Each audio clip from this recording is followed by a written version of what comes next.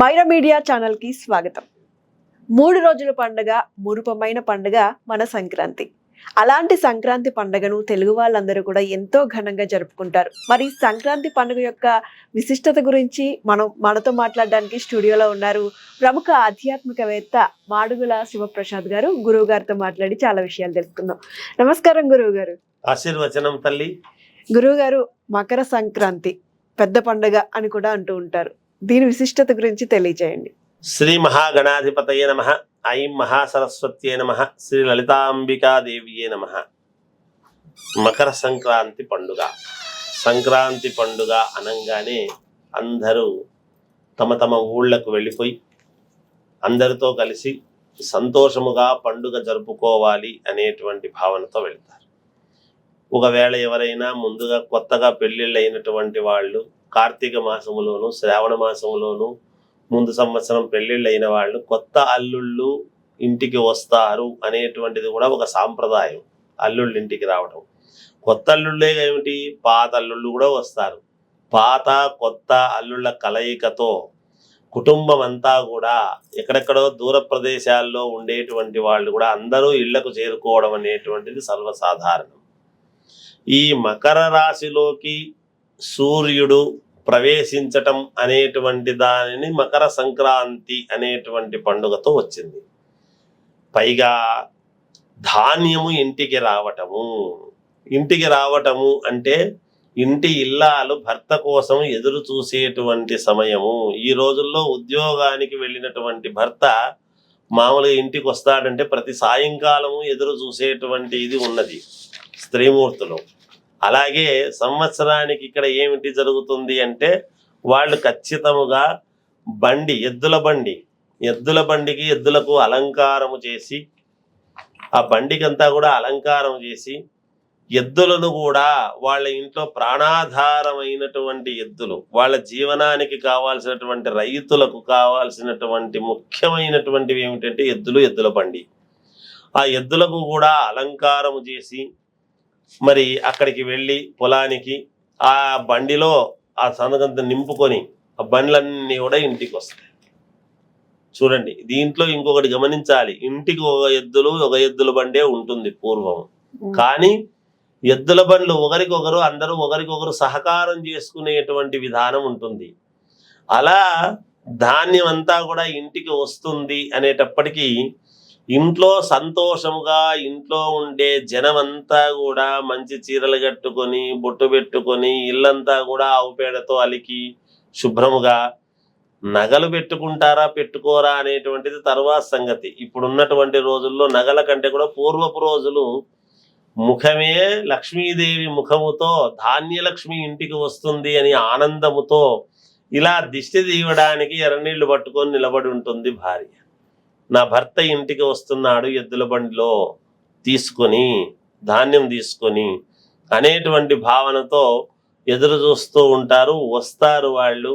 అలా దిష్టి తీసి ధాన్యాన్ని అంతా కూడా ఇంట్లో పెట్టుకొని ఆ పండుగ రోజే వాళ్ళ దగ్గర పనిచేసేటువంటి పని వాళ్లకు ఇవ్వవలసినటువంటి వాళ్లకు అందరికీ కూడా ఒక ఇది తీసుకొని దేవుడికి ఇవ్వవలసినటువంటివి కొన్ని, ఆ ఊర్లో గ్రామ దేవత ఒక దేవాలయం అనేటువంటిది ఉంటుంది, దేవాలయానికి గాను ఇన్ని ఇస్తున్నాము మొదట అని పక్కకు కొలిచిపెట్టి భగవంతుడికి నివేదనగా, తర్వాత పనిచేసేటువంటి వాళ్లకు ధాన్యం వస్తుంది, పండగ మనకి ఇంటికి వస్తుందని వాళ్ళు కూడా ఎదురు చూస్తూ ఉంటారు కదా పనిచేసేటువంటి వాళ్ళు కూడా.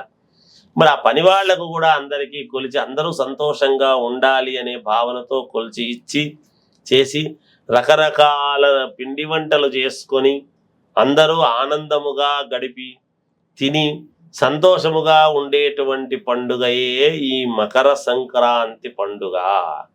అప్పుడు పూర్వము ఇటువంటి పండగలప్పుడు విశేషముగా 10 రకాల పిండి వంటలు, ఒక రకము కాదు, ఎవరికి నచ్చినటువంటి రకం వాళ్ళు. ఎందుకు ఇవన్నీ ఇన్ని రకాలు ఎందుకు పిండి వంటలు వచ్చినాయి అంటే అల్లుడికి ఇష్టమైనటువంటివి, కూతురికి ఇష్టమైనటువంటివి, వీళ్ళిద్దరికీ పుట్టిన పిల్లలకు ఇంకొకటి ఏదో ఇష్టమై ఉంటుంది అది చేయటము, తర్వాత కొడుకు కోడలకు ఇష్టమైనటువంటివి, కోడలి తరపున వచ్చినటువంటి తల్లిదండ్రులకు వేరే ఇష్టమైనటువంటివి, ఎవరి మనస్సు నొప్పించకుండా అందరూ అన్నీ తినాలి అనేటువంటి భావనతో ఎవరికి ఏది నచ్చినా తింటారు అనేటువంటి దృక్పథముతో రకరకాల పిండి వంటలు ప్రతి ఇంట్లోనూ చేసుకొని ఆ పిండి వంటలను తిని సంతోషముగా జీవనము గడిపేటువంటి పండుగయే ఈ పండుగ.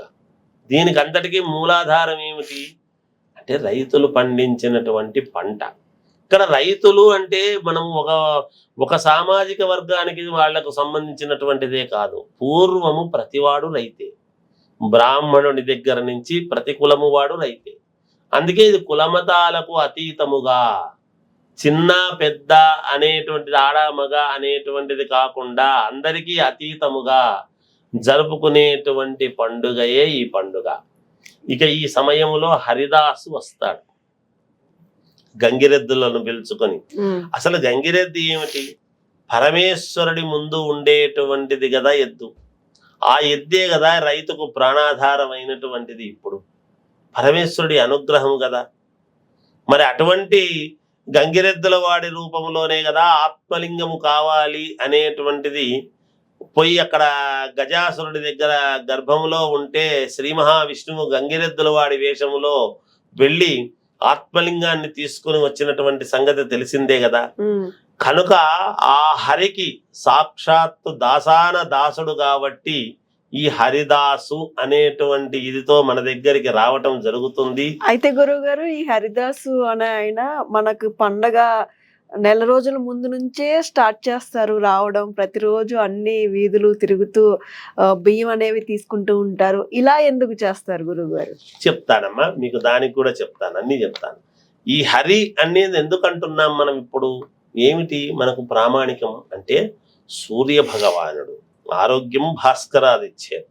సూర్య భగవానుడు ఎవరు? విష్ణు యొక్క అంశ కదా సూర్యుడు. అసలు శ్రీహరికి సూర్యుడు కులదైవము కదా. శ్రీకృష్ణుడు హరి, అంతే కదా.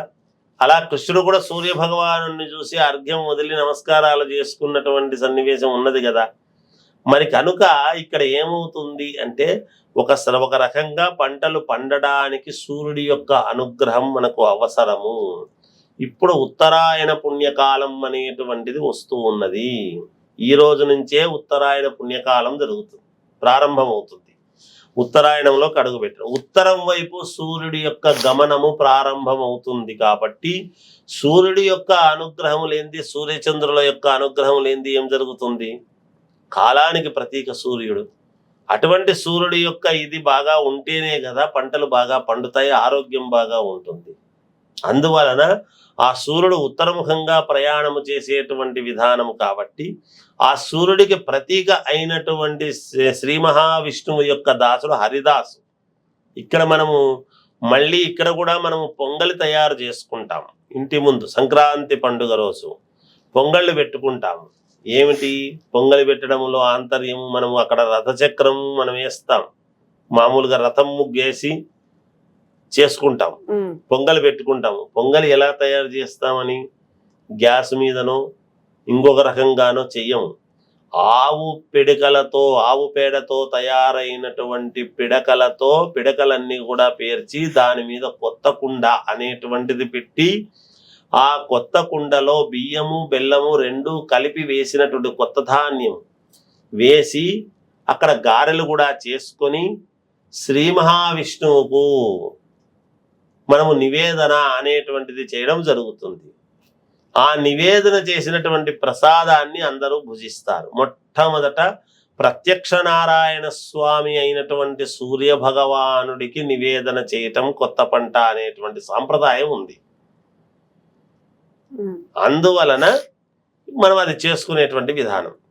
హరిదాసుకు ఇవ్వటంలో ఆంతర్యం ఏమిటంటే సాక్షాత్ దైవం మానుష రూపేణ అని. భగవంతుడు ఎప్పుడూ కూడా ఆయనే శంకు చక్రాలు గద అన్ని పద్మము చేతిలో పట్టుకొని మనకు ప్రత్యక్షం కాడు, ఇంకొక రూపకంలో వస్తాడు. అందుకనే హరిదాసు మామూలుగా శ్రీమద్ రమారమణ గోవిందో హరి అనుకుంటూ చెప్పుకుంటూ పాట పాడుతూ వస్తాడు. ఆ వచ్చినప్పుడు హరినామస్మరణ ఎప్పుడైతే హరిదాసు అని వస్తాడో ఆ హరిదాసు పెట్టుకున్నటువంటి కూడా ఏమిటి మీరు చూడండి, పాత్ర ఎలా ఉంటుంది అంటే కూష్మాండము మనము దానము చేస్తామే, కుష్మాండము దానం చేయటం అనేటువంటిది చాలా ముఖ్యమైనటువంటిది. కుష్మాండం అనేది అటువంటి రూపకముగా ఉండేటువంటి దాంట్లో పాత్రలోనే మనము ధాన్యం వేయడం జరుగుతుంది. ప్రతి ఇంట్లోనూ ధాన్యం వేయడం జరుగుతుంది. సాక్షాత్తు శ్రీహరి, అందుకనే అభ్యాగతో స్వయం విష్ణు అని అన్నారు శాస్త్రం. ఎవరైతే అభ్యాగతిగా వచ్చినాడో శ్రీ మహావిష్ణువుతో సమానము అని మనం వాళ్ళను భావించాలి. ఏదో మన దగ్గరికి అడుక్కునేవాడు వచ్చినాడు అనేటువంటి భావనతో మాట్లాడడం చాలా తప్పు. భవతి భిక్షాందేహి అని ఎవరైతే వస్తాడో వచ్చినటువంటి వ్యక్తి శ్రీ మహావిష్ణువుతో సమానముగా భావించి నువ్వు పెట్టాలి. ఎవరిలో భగవంతుడు ఉంటాడో తెలియదు, నువ్వు చిన్నపుచ్చుకోవద్దు. నలుగురికి పెట్టడం అనేటువంటిది ప్రారంభము ఈ సంక్రాంతి పండుగ నాడి నుంచే ప్రారంభమవుతుంది. ఇంటికి రావటము ధాన్యం అప్పుడే, ఒకరికి పెట్టడము అప్పుడే. అలా పెడుతూ ఉంటేనే మనకు రావటం అనేటువంటిది ఉంటుంది అనేటువంటి భావనతో అలా హరిదాసులు రావటము, గంగిరెద్దుల వాళ్ళు రావటము, వాళ్లకు కాస్త బియ్యం ధాన్యము ఇవ్వటము చేయటము, ఇలా అనేక రకాలుగా చేసుకునేటువంటి పండుగయే ఈ సంక్రాంతి పండుగ.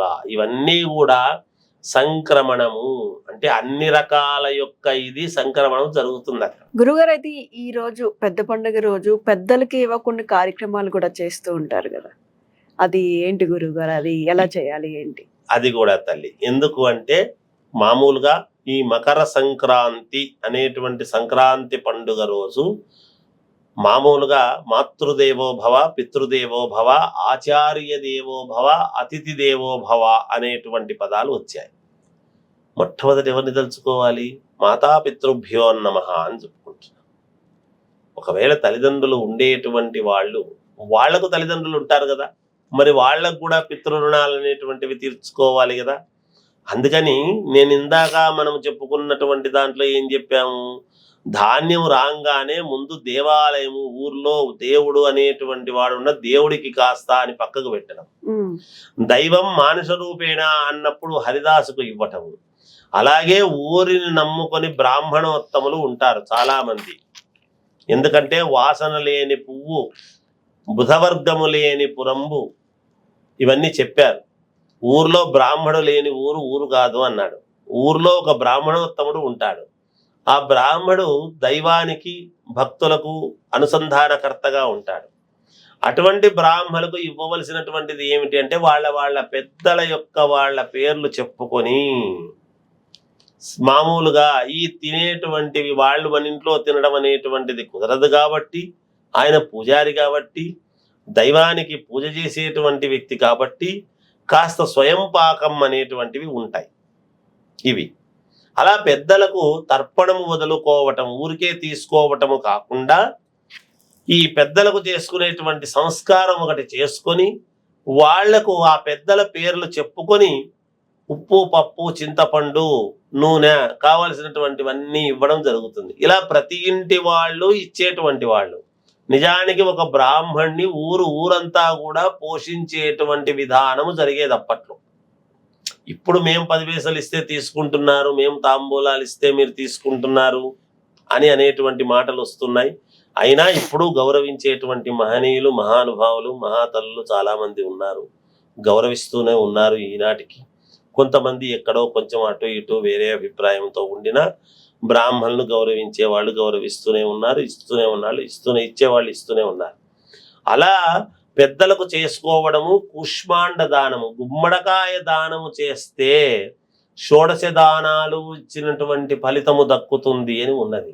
అంటే సువర్ణ దానము, శయ్యాదానము, భూదానము, గోదానము, రజిత దానము, తామ్రదానము, ఇవన్నీ కూడా చేసినంతటి కద్దు 16 దానాలు, షోడశ దానాలు చేసినంతటి కద్దు ఒక గుమ్మడికాయ దానం చేస్తే వస్తుంది.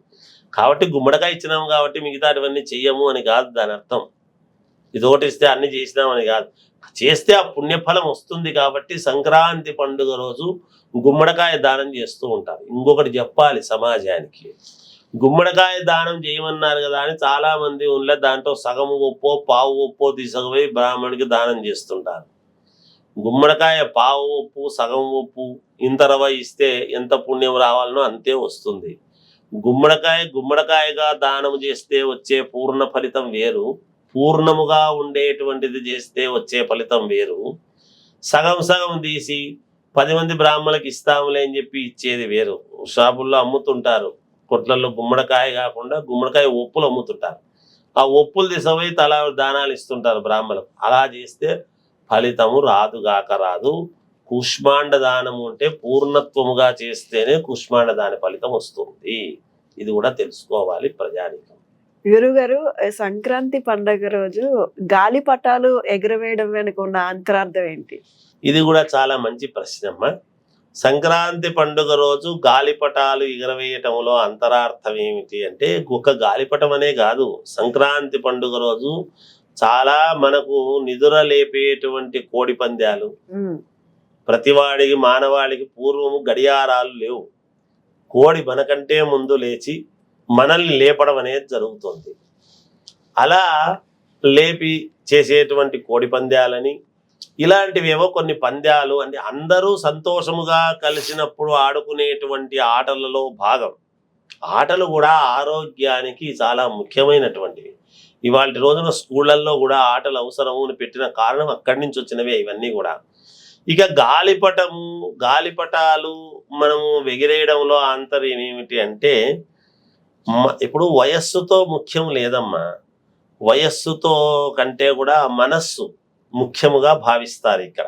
అందుకని ముసలి ముతక, చిన్న పెద్ద, ఆడ మగ తేడా లేకుండా గాలిపటాలు అనేటువంటివి వదలడం అంటే వాళ్ళ మనసుల్లో ఉండేటువంటి యొక్క కోరికలు ఎవరిది ఎంత ఆకాశమే హద్దు అన్నట్టుగా వదిలితే ఎవరిది పైకి పోయింది ఒకటి అనుకొని, నేను అనుకున్నటువంటి కోరిక నెరవేరుతుందా లేదా అది గాలిలో నుంచి కిందికి వచ్చి పడిపోతుందా అనేటువంటి భావనతో చేసుకునేటువంటివి ఇలాంటివి కొన్ని.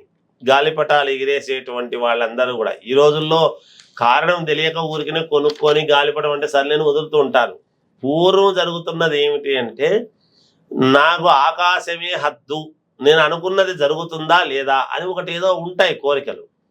అలా కోరికలు ఉన్నప్పుడు గాల్లోకి పటం వదిలేది చాలా ఈజీగా పట్టుకొని కొంచెం విదులుతూ ఉన్నప్పుడు మన ఇంట్లో వాళ్ళు కాదంటున్నారు, కొంతమంది సహకరిస్తున్నారు, కొంతమంది అవునంటున్నారు, కొంతమంది సపోర్ట్ ఉంది, ఉందా లేదా నాకు అనేటువంటిది తెలియజేసేటువంటి విధానములోనే ఇది కూడా మనస్సు పట్టుకొని ఉన్నట్టుగానే కొంచెం వదులుతూ చేస్తూ దారాన్ని వదులుతూ పూర్తి ఆకాశం వైపు దూరంగా పోయినప్పుడు అబ్బా నా కోరిక నెరవేరుతుంది, అగో నాదంత దూరంలో పోయింది అని ఎవరికి వాళ్ళు గాలిపటాలు రకరకాలుగా ఎవరిది ఏది అని తెలియడము కోసం, ఎవరి గాలిపటము ఏది అనేటువంటి భావనతో వాళ్లకు నచ్చినటువంటివి. ఇప్పుడు దేవుని ముందుకు పోయినా కూడా దేవుణ్ణి కోరుకునేటువంటి విధానం, నాకు ఇది జరుగుతుంది అని అనగానే దేవుడి దగ్గర మీద నుంచి ఓ పువ్వు పడిందంటే అబ్బా నా కోరిక నెరవేరుతుంది, స్వామి నాకు అనుగ్రహించినాడు అని అనుకుంటాం కదమ్మా. అలాగే తల్లి, అందువల్ల గాలిపటాలు ఎగరవేయటం అనేటువంటిది ఒక ప్రాధాన్యతగా వచ్చినటువంటి అంశం ఇందులో. అది మీరు చెప్పినట్టుగా కోడి పందాలు కూడా సరదా కోసం వేసేవి అంటారు. అన్ని కూడా అంతే అమ్మా. కోడి పందాలు కూడా అంటే మేము ఎవరు గెలుస్తున్నారు ఏమిటి అంటే దానికి బాగా పుష్టిగా దానికి పెట్టి ఏదో అవి గెలిచినాయి అని ఆత్మతృప్తితో చేసుకునేటువంటివి. అంటే మనుషులు కొట్లాడడం కాదు కదా. కోళ్ళు పోట్లాడుకున్నాయి అంటే అది ఒక సరదా. మనుషులు పోట్లాడుకుంటే ఏమవుతుంది, వ్యతిరేక భావన వస్తుంది. అవి కూడా కోళ్ల పంద్యాలు కూడా రాజ్యాలు కొట్టుకునేంత వరకు వచ్చాయి. అందుకనే జూదం ఆటలు అనేటువంటివి ఎప్పుడూ కూడా ఎంతవరకు తీసుకోవాలనో సరదాగా అంతవరకే తీసుకోవాలి. మందు ఔషధం ఎంత తీసుకోవాలనో అంతే తీసుకోవాలి. మంది అయినా కూడా ఎక్కువ తీసుకుంటే మనకు 10 రోజులకు వాడాల్సిన మందు ఒకటే రోజు తీసుకుంటే ఆ మందు కూడా వికటిస్తుంది కదా. ఆటలైనా అంతే, ఎంతవరకు ఆనందంగా ఉండేటువంటి విధముగా ఆడుకోవాలి అని. ఆ ఆటల్లో కూడా శృతి మించుతుంది అన్నప్పుడు జాగ్రత్తలు వహించాల్సిన అవసరం ఉంటుంది. మనుషులకు వ్యతిరేక భావనలు తెచ్చుకోరాదు. ఆటల కంటే కూడా మనుషుల వ్యక్తిత్వాలు, బాంధవ్యాలు, బంధుత్వము, రక్త సంబంధాలు ఇవన్నీ చాలా ముఖ్యము కదా తల్లి. చాలా చక్కగా తెలియజేశారు గురువు గారు, ధన్యవాదాలు. జయోస్తు.